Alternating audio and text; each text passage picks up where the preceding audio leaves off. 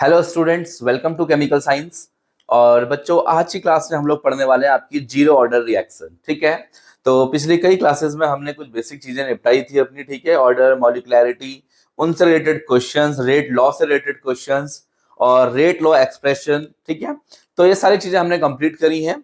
और नहीं देखी तो आप प्लेलिस्ट में जाके देख सकते हैं, सारे लेक्चर आपको मिल जाएंगे। और सीरीज को आगे बढ़ाते हुए आज की क्लास में हम लोग पढ़ने वाले हैं क्या, जीरो ऑर्डर रिएक्शन। ठीक है, आप देखिए ऐसे वन बाय वन हम सभी रिएक्शन कवर करेंगे, जैसे क्या zero order reaction, first order, second order, nth order. ठीक है, तो बस इतना ही पढ़ना है हमें।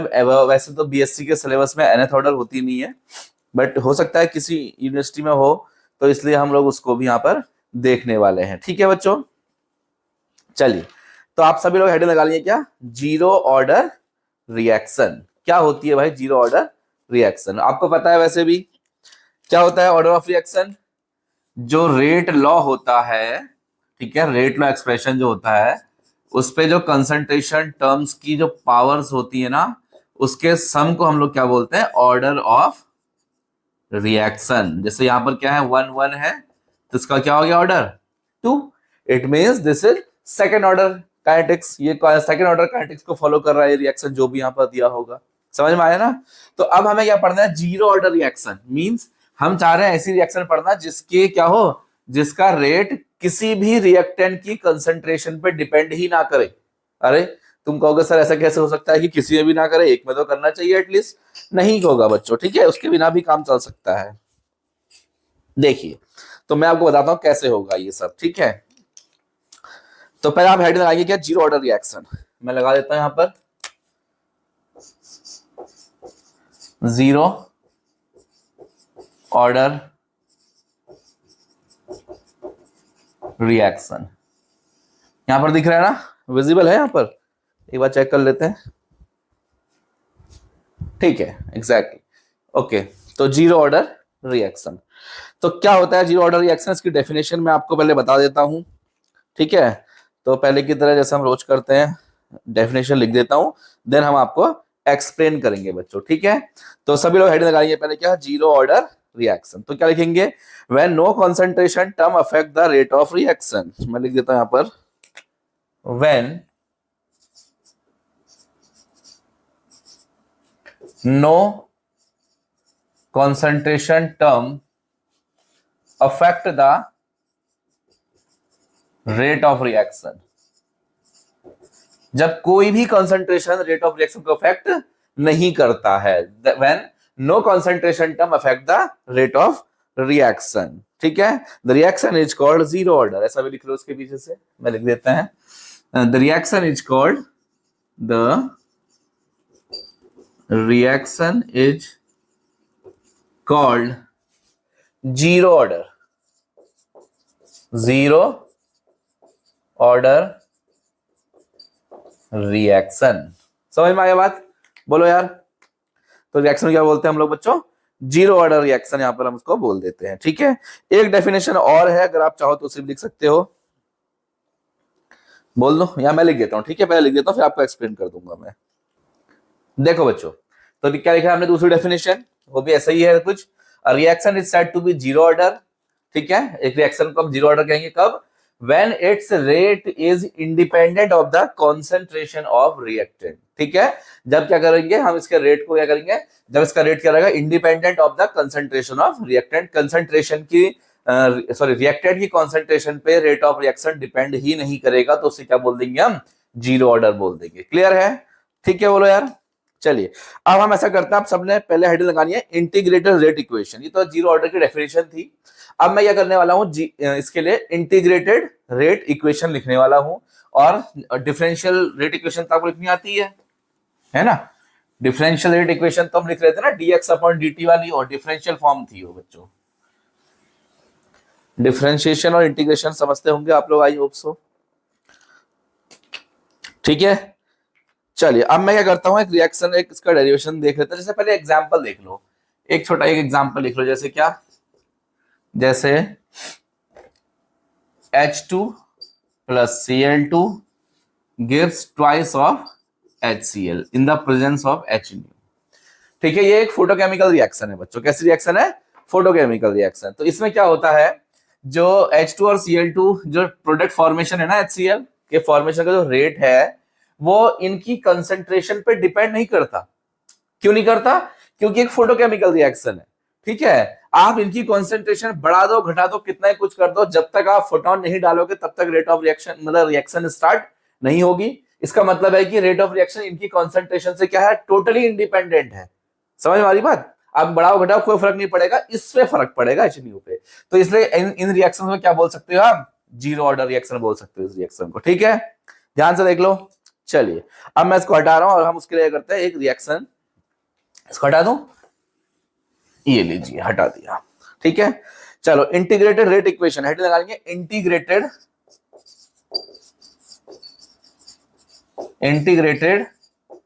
रेट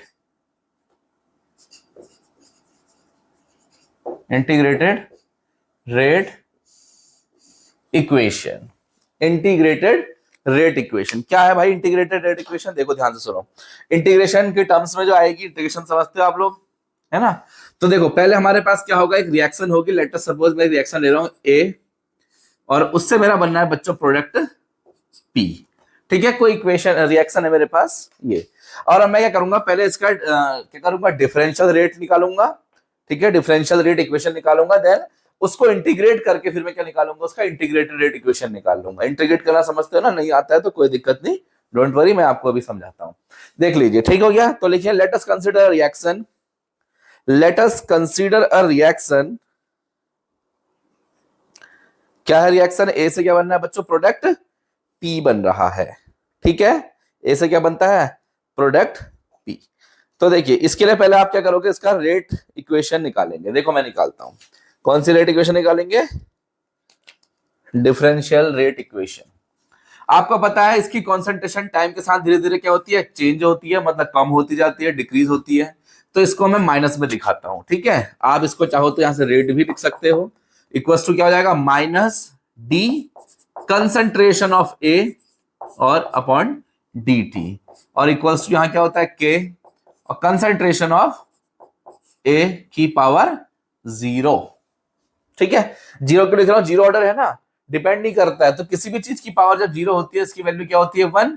तो इसकी जो integrated rate differential rate equation आ रही है वो क्या आ रही है, minus D concentration of A upon D T equals to rate constant K. ये इसकी क्या है, डिफरेंशियल रेट इक्वेशन।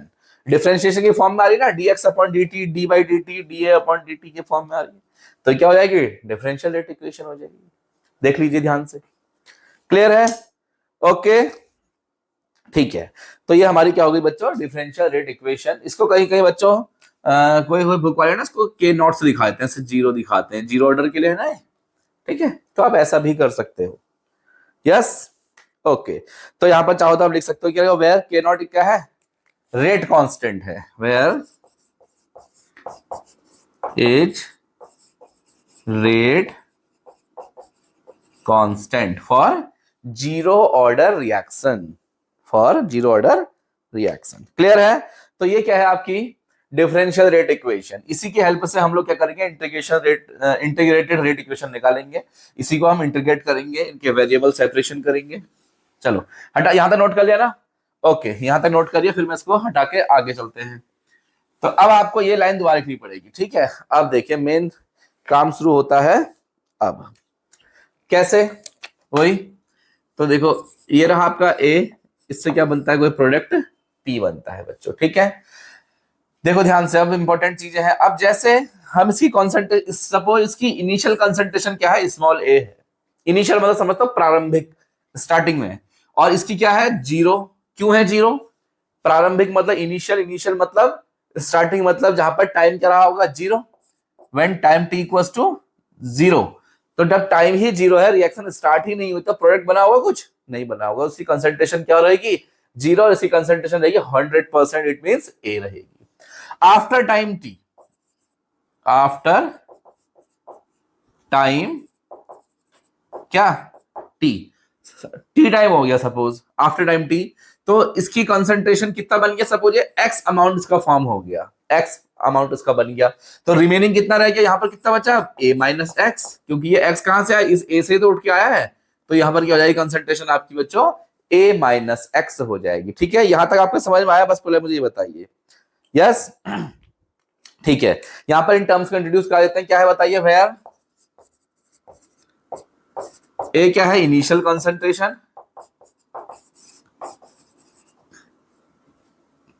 एक्स क्या है? After time T concentration. ठीक है, आफ्टर टाइम टी कंसंट्रेशन है। और ए माइनस एक्स क्या है?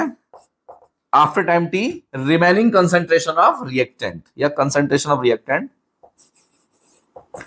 Concentration of reactant. ठीक है, आफ्टर टाइम टी। समझ में आया? ये टर्म्स हमने यहां पर को यूज कर रखे, तो इसको भी आप ऐसे ही नोट करेंगे। ठीक है, चलिए अब हम पढ़ते हैं बच्चों अकॉर्डिंग टू रेट लॉ। इसको हटा दूं? यहां तक मैं हटा रहा हूं, इनको जरूरत नहीं है मुझे, इसको हटा रहा हूं, ये जरूरत है तो छोड़ दे रहा हूं। ठीक है, तो चलिए अब बताइए आप क्या होगा according to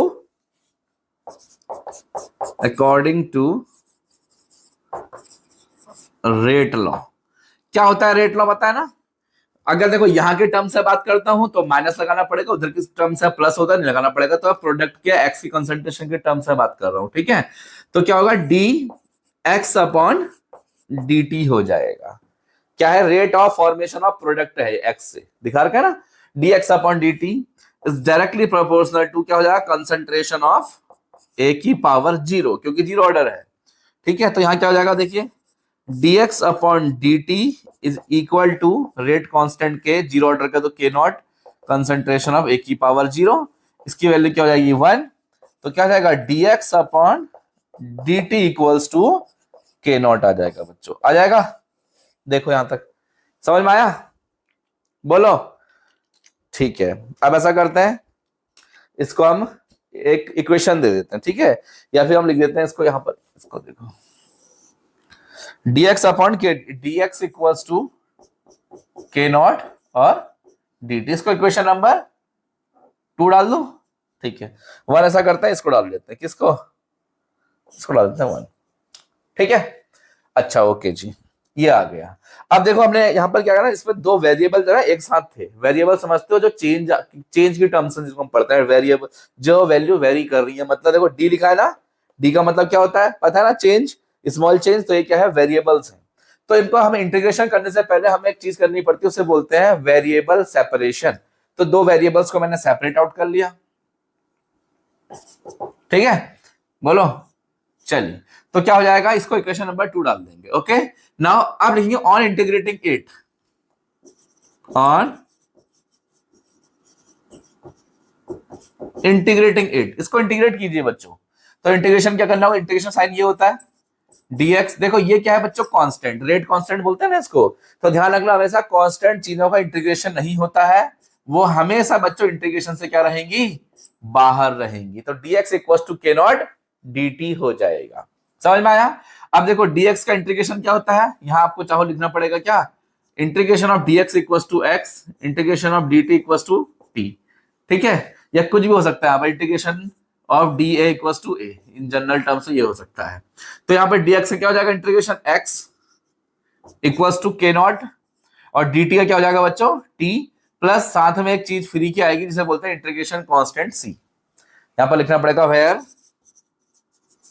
c is integration constant. यहां पर c क्या होता है बच्चों? यस, इंटीग्रेशन कांस्टेंट होता है बच्चों। क्या है यहां पर? सी, इंटीग्रेशन कांस्टेंट। अब आपको एक बात याद रखनी है, जो इंटीग्रेशन कांस्टेंट ले रखा है ना, खुद से अपनी मर्जी से ले रखा है, आर्बिट्रेरी बोलते हैं इसको। आर्बिट्रेरी का मतलब स्वेच्छा से। ठीक है, मैंने अपनी इच्छा से कोई भी ले रखा है, तो उसको मुझे फाइनली रिमूव भी करना पड़ेगा, हटाना पड़ेगा मुझे उसको। ठीक है, यहां से लास्ट में मुझे फाइनल आंसर मुझे ये नहीं दिखना चाहिए। तो इसे कैसे हटाऊंगा? इसको मैं करूंगा इसी इक्वेशन से, इक्वेशन नंबर 3 से लग देता हूं। ठीक है, इस इक्वेशन 3 से ही इसकी वैल्यू निकालूंगा, कुछ कंडीशन लगाकर उसी में फिर सी की वैल्यू को पुट कर दूंगा। तो क्या लिखूंगा? देखो एट इनिशियली, इनिशियली समझते हो स्टार्टिंग में, जब क्या था time, when t equals to क्या था? 0। देन जब टाइम तुम्हारा क्या था? 0, टाइम 0, तो x कितना था? 0। Then x equal to 0। तो क्या हो जाएगा नाउ फ्रॉम इक्वेशन 3, क्या हो जाएगा, वापस लौट चले उस इक्वेशन में। x के बदले क्या रखना है बच्चों, 0 equals to k naught, t क्या है 0, इसकी वजह रखो 0 प्लस c, तो c becomes 0। Now putting the value of c in equation 3, इसको हटा रहे हैं, ठीक है। साथ साथ नोट भी करते रहे, वीडियो पॉज करके आप लोग। Now putting the value of c in equation 3, now putting the value of c in equation 3, ठीक है, in equation 3 we get what, x equal to k naught t plus c की value क्या है 0, तो x equal to क्या आ गया बच्चों, k naught t। समझ में आया, हमें k नॉट निकालना है, रेट कांस्टेंट, तो क्या जाएगा x अपॉन t। दोनों इक्वेशन हमारे काम की है, ठीक है। देख लीजिए, ध्यान से देख लीजिए एक बार अच्छे से, यस क्लियर है। तो इसी को हम लोग क्या बोलते हैं बच्चों, इंटीग्रेटेड रेट इक्वेशन। क्या बोलते हैं, इंटीग्रेटेड रेट इक्वेशन। तो ये रेट कांस्टेंट की यूनिट निकाल सकते हो ना आप लोग, यहां से निकल जाएगी, देखो x क्या है कंसंट्रेशन, t क्या है टाइम। कंसंट्रेशन क्या होती है, मोल पर लीटर, और नीचे टाइम है उसको ऊपर ले जाओ क्या होगा, पर सेकंड। तो ये इसकी क्या आएगी, mole litre inverse second inverse, इसकी क्या आ जाएगी बच्चों, यूनिट आ जाएगी। क्लियर है, ध्यान से देख लीजिए भाई, ठीक है। चलो इसको हटा दूं, यही फाइनल इक्वेशन है, यहीं से क्वेश्चन आएंगे। इसको हटा दूं, इस वाले पार्ट को मैं हटा रहा हूं फिलहाल, नोट कर लिया होगा I think so, like this, okay. चल ओके, तो चलिए अब हम करते हैं इसकी ग्राफिकल रिप्रेजेंटेशन देखते हैं बच्चों, ठीक है। तो सभी हेडिंग लगा लेंगे, क्या graphical representation of zero order reaction. में इसको हटा दे रहा हूं, ये बच्चों इंटीग्रेटेड रेट इक्वेशन आ गई आपकी, ठीक है। दिस क्या है, इंटीग्रेटेड रेट इक्वेशन है ये। तो अब हेडिंग आया क्या, ग्राफिकल रिप्रेजेंटेशन। इसको हटा देते हैं, फिर इसकी जरूरत नहीं है, अब हो गया है ग्राफिकल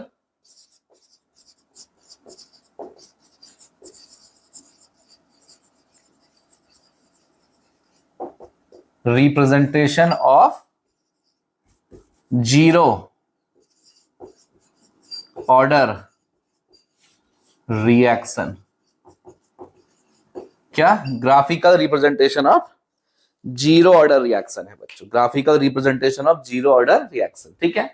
तो बड़ी सिंपल है, दो तीन टाइप के ग्राफ यहां से बच्चों इसमें बन सकते हैं, ठीक है। दो तीन टाइप के ग्राफ जैसे मैं आपको दिखाता हूं करके, जैसे एक तो आप इसको ले लीजिए, ठीक है। जो हमारा रेट इक्वेशन आई है क्या है, x इक्वल्स टू के not T, Y equals to M X plus C. मैं इसके साथ इसका क्या कर रहा हूं, कंपैरिजन कर रहा हूं, है ना। ये स्ट्रेट लाइन की इक्वेशन है, आपको दिखाई पड़ रही है। y इक्वल्स टू क्या है, एम एक्स प्लस सी। सी यहां पर क्या होता है, इंटरसेप्ट होता है, जो हमारे इसमें है नहीं, इसके केस में 0 है, ठीक है। और एक वेरिएबल क्या है यहाँ पर, ये एक वेरिएबल यहाँ पर ये है, y और x दिखा रखा, और m क्या है यहाँ पर, स्लोप है। क्या है बच्चों, स्लोप। समझ में आया। तो y equals to M X plus C के साथ मैं अपनी इक्वेशन को कंपेयर करता हूं, तो मुझे स्ट्रेट लाइन की इक्वेशन मिलती है। तो चलिए मैं इसका ग्राफ यहाँ पर आपको प्लॉट करके दिखा देता हूं, ठीक है, x वर्सेस t। देखो, तो ये रहा मेरा x और y एक्सेस, ठीक है। तो ये है, अच्छा देखो, अब इंटरसेप्ट तो इसमें कुछ है नहीं, इंटरसेप्ट अगर होता तो इक्वेशन ऊपर से लाइन ऊपर से ड्रॉ होती, यहाँ पर इंटरसेप्ट आ जाता, नहीं है। तो ये कहां से स्टार्ट होगा, ये इनिशियल मतलब 0 0 से स्टार्ट होगा, और ये क्या होगा, स्ट्रेट लाइन जाएगी कुछ इस तरीके से, ठीक है। ये क्या है यहाँ पर t, और यहाँ पर क्या है x। x क्या है, concentration of product, concentration of time. तो क्या दिखाई पड़ रहा है आपको, बताओ। जैसे जैसे टाइम बढ़ रहा है वैसे वैसे प्रोडक्ट की कंसंट्रेशन क्या हो रही है, बढ़ती चली जा रही है। टाइम के साथ साथ प्रोडक्ट की कंसंट्रेशन लीनियरली बढ़ रही है। समझ में आ रही बात, नहीं आ रही। तो एक तरह ग्राफ था आपका यहाँ पर ये आने वाला है, ठीक है। और स्लोप आपको मैंने बता दिया, स्लोप क्या है इसका, के। तो आप इसका स्लोप ले सकते हो कि यहाँ पर के नॉट दिखा रखा है, ठीक है। एक ग्राफ तो आपका ये आ गया। दूसरा ग्राफ में आपका निकालता हूं क्या, कंसंट्रेशन और टाइम के बेस में। इसको हटा दूं, यस, ठीक है, एक ग्राफ हमारा आ गया, एक ग्राफ हम और देखते हैं, पहले देखते हैं रेट और कॉन्सेंट्रेशन के वर्सेस रेट और कॉन्सेंट्रेशन। ये कॉन्सेंट्रेशन ले लिया मैंने और इस वाली एक्सेस में रेट ले लिया। अब आप मुझे बताइए क्या होगा। आपने क्या देखा था अभी, आपको पता है कॉन्सेंट्रेशन किसकी, of product, sorry reactant, concentration of A मान लेता हूं, ए से लिखा था रिएक्टेंट को। तो आपको पता है क्या, जो रेट होता है वो कंसंट्रेशन ऑफ प्रोडक्ट पे डिपेंड, रिएक्टेंट पे डिपेंड नहीं करता है। सही बात है क्या, रेट अपना लीनियर चला जाएगा, कंसंट्रेशन बढ़ाओ घटाओ, इस साइड में रेट को कोई ऊपर नीचे एक्सेस नहीं जाने, लाइन नहीं जाने वाली है। क्या मतलब इस बात का, कि हमें किसी भी पॉइंट पे हम जब चलेंगे तो क्या होगा, हमें एक लीनियर लाइन मिलेगी कुछ इस तरीके से। समझ में आ रही बात नहीं आ रही, क्यों मिला ऐसा, क्योंकि हमें पता है रेट और कॉन्सेंट्रेशन ऑफ रिएक्टेंट के पास कोई रिलेशन नहीं है। आपने खुद ही देखा था, आपने चाहो तो आप एक बात लिख सकते हो यहां पर, क्या आपका जो इक्वेशन आई थी क्या आई थी, x इक्वल्स टू के टी आया था ना फाइनल इक्वेशन। तो आप क्या देख रहे हो, जो रेट कांस्टेंट है या जो रेट है उसका क्या है, कोई इनिशियल कंसंट्रेशन पे डिपेंड नहीं करता है। इनिशियल कंसंट्रेशन किसकी, रिएक्टेंट की। रिएक्टेंट की कंसंट्रेशन पे आपको लेना देना है, आप क्या कुछ लेना देना नहीं है। एक्स है, एक्स क्या है, कंसंट्रेशन ऑफ प्रोडक्ट है। ठीक है, तो हमें इसकी जरूरत यहाँ पर पड़ने वाली है नहीं, इसको हटा दिया मैंने। तो आपको इतना समझ में आना चाहिए कि जो रिएक्शन का रेट होता है वो कंसंट्रेशन ऑफ रिएक्टेंट पे डिपेंड नहीं करता है। तो इसको देखो, यहाँ की ओर जाने पे क्या हो रहा है, इस एक्सेस में कंसंट्रेशन ऑफ रिएक्टेंट बढ़ रहा है ना, लेकिन रेट में कोई फर्क पड़ा नहीं, रेट अपना लाइन से चलते रहा, जैसा था वैसे ही गया। ठीक है, तो एक तरीके ग्राफ आपका यहाँ पर इस तरीके का आने वाला है। ठीक है, बोलो यार, चलिए आगे बढ़ जाए। Concentration of A versus time, अच्छा ये भी देख सकते हो, कंसंट्रेशन ऑफ प्रोडक्ट मतलब सॉरी रिएक्टेंट और टाइम, इसका ग्राफ बन सकता है, हाँ ऑफ कोर्स बनेगा, ऐसा ग्राफ क्यों नहीं बनेगा। क्या हो रहा है, कंसंट्रेशन ऑफ रिएक्टेंट टाइम के साथ धीरे धीरे कम हो रही थी ना, पहले ए थी फिर ए माइनस एक्स हो गई थी, तो इसका क्या कैसा ग्राफ आएगा, इसका कुछ इस तरह ग्राफ आएगा। इसके साथ साथ टाइम के साथ साथ इसकी कॉन्सेंट्रेशन क्या हो जाएगी बच्चों, कम होना शुरू हो जाएगी, लाइक दिस, देख लीजिए। यस, पक्का, ठीक है भाई, हटा दो इसको, बोलो हटा देना, ठीक है।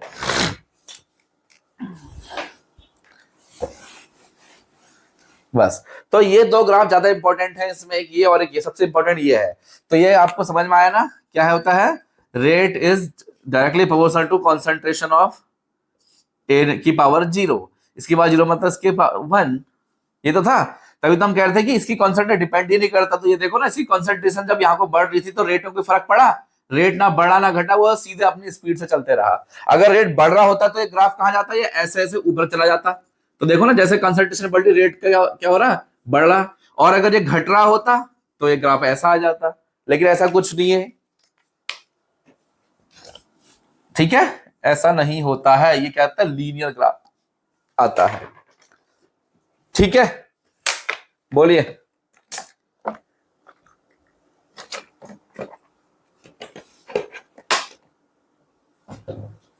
ओके, तो ये था बच्चों आपका क्या, जीरो ऑर्डर रिएक्शन।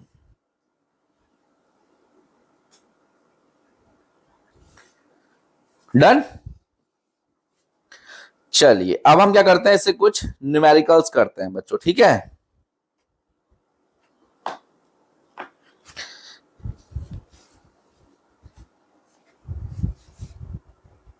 या न्यूमेरिकल नेक्स्ट क्लास में करेंगे, मतलब इसे बहुत लंबा हो जाएगा। ठीक है, तो अभी इसका हाफ लाइफ टाइम पीरियड और इसके न्यूमेरिकल्स करना है, जो कि नेक्स्ट लेक्चर में हम लोग करते हैं।